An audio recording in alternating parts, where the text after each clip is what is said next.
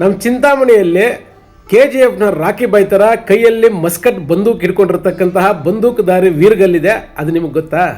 ನಮ್ಮ ಚಿಂತಾಮಣಿಯ ಚೇಳೂರು ಸರ್ಕಲ್ನ ಕೆಳಭಾಗದಲ್ಲಿ ಅಶ್ವತ್ಥ ಮರದ ಕೆಳಗೆ ನಾಗರ ಕಲ್ಲುಗಳ ಪಕ್ಕದಲ್ಲೇ ಒಂದು ವೀರ್ಗಲ್ಲನ್ನು ನಾವು ನೋಡಬಹುದು.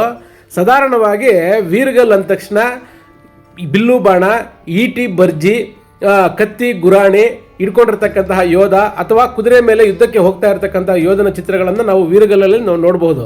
ಆದರೆ ಇಲ್ಲಿ ಮೊದಲನೇ ಸಲ ನಾನು ಚಿಂತಾಮಣಿಯಲ್ಲಿ ನೋಡಿದ್ದು ಮಸ್ಕಟ್ ಬಂದೂಕನ್ನು ಹಿಡಿದಿರತಕ್ಕಂತಹ ಬಂದೂಕುದಾರಿ ವೀರ್ಗಲ್ಲು, ಜೊತೆಗೆ ಉದ್ದನೆಯ ಒಂದು ಟೋಪಿಯನ್ನು ಹಾಕಿದ್ದಾರೆ. ಅದನ್ನು ಕುಲಾಯಿ ಅಂತ ಕರೀತಾರೆ.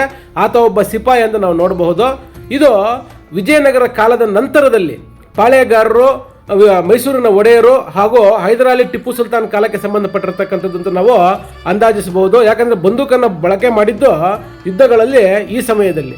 ಸೊ ಹಾಗಾಗಿ ಇದನ್ನು 17-18ನೇ ಶತಮಾನಕ್ಕೆ ಸಂಬಂಧಪಟ್ಟಿರೋದು ಅಂತ ನಾವು ಅಂದಾಜಿಸಿದ್ರೆ ಸುಮಾರು 300-400 ವರ್ಷಗಳಷ್ಟು ಪುರಾತನವಾದ ಬಂದೂಕುದಾರಿ ವೀರ್ಗಲ್ಲು ನಮ್ಮ ಚಿಂತಾಮಣಿಯಲ್ಲಿ ಅಪರೂಪವಾಗಿರ್ತಕ್ಕಂಥ ವೀರ್ಗಲ್ಲು ಸಿಕ್ಕಿರೋದು ನಿಜವಾಗ್ಲೂ ಆಶ್ಚರ್ಯ ಅನ್ನಿಸ್ತು. ಮಾಹಿತಿ ಇಷ್ಟ ಆದರೆ ಲೈಕ್ ಮಾಡಿ, ಮತ್ತಷ್ಟು ಜನ ತಿಳಿಯೋದಕ್ಕೋಸ್ಕರ ಶೇರ್ ಮಾಡಿ. Thank you.